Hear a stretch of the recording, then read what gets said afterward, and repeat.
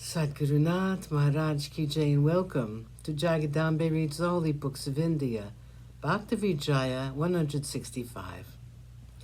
As you may remember, Kamalaja encouraged her friend to take the touchstone home.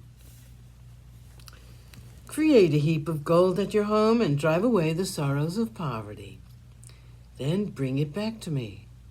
Do not let your husband or mine know of this matter. Rajabai, having heard these words, was greatly gratified. She returned to her home for pieces of iron and quickly applied the touchstone to her needles, her scissors, and her spinning wheel. She took the gold into the bazaar and exchanged it for money, which she gave to the merchants and brought home all the materials she needed. She bought garments and ornaments and the best of cooking vessels, also a great quantity of food. Full of joy, she began her cooking. About noon, Namdev returned and asked news of his wife. "Tell me," he said, "where did you bring all these things from?" She replied, "Eat your meal. What is the use of asking me such questions from today? You must have no worries about your domestic affairs." Namdev then said to her, "Not until you tell me will I eat." Rajabai saw there was going to be trouble ahead, so she told him. She said, "A Brahmin by name Parisa Bhagavat made Rukmini pleased with him. And being so pleased, she gave him a touchstone. You are constantly repeating the names of Pandurang, but here at our home we have not a scrap to eat, and our children are always suffering from lack of food." Kamalaja, Parisa's wife, gave me the touchstone for a short time. I touched it to iron and have stored some gold in our home. As she and I are naturally friends, she lent me the touchstone. I've now accomplished what I want, and now I'm going to take it back and give it to her. Nama said to his wife, "Show me what a touchstone is." She went into the house and brought it and showed it to him. Namdev throws a touchstone into the river. Nama took the stone from her hand, took it to the Chandrabhaga River, and threw it into one of its deep pools. While doing so, he kept repeating the names of Vital.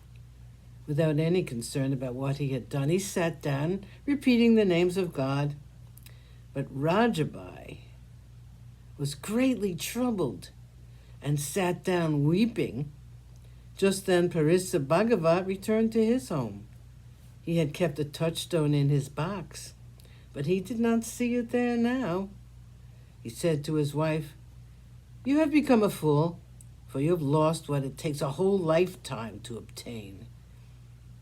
Though people might make the most stupendous efforts, they could never acquire such an opportunity." She said to him, "Rajabai asked for it and took it for a moment to her home. I lent it to her because of her poverty." Parisa said to his wife, "That is just what I was afraid of. Hurry now to her home and bring it back here immediately."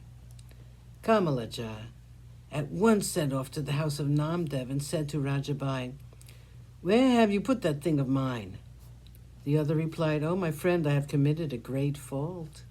My husband returned home and then took it away. He will soon come back from his bath, and then I'll give it back to you." But Kamalaja said to her, "Give it to me at once."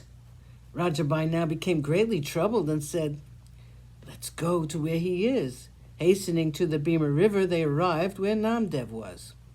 His eyes were shut. He was thinking of the form of the holder of the disc, Krishna, and in his love he kept repeating the names of Vital. Nama's wife said to him, "Where have you put the touchstone? Kamala has come to ask for it. You must give it to her." The Bhakta of Vishnu listened and then said, "I have thrown it into the water." Hearing him say this, both women became furious with anger, and in grief they beat themselves. Sadgurunath Maharaj Ki Jai. Thank you for coming. I hope you come again.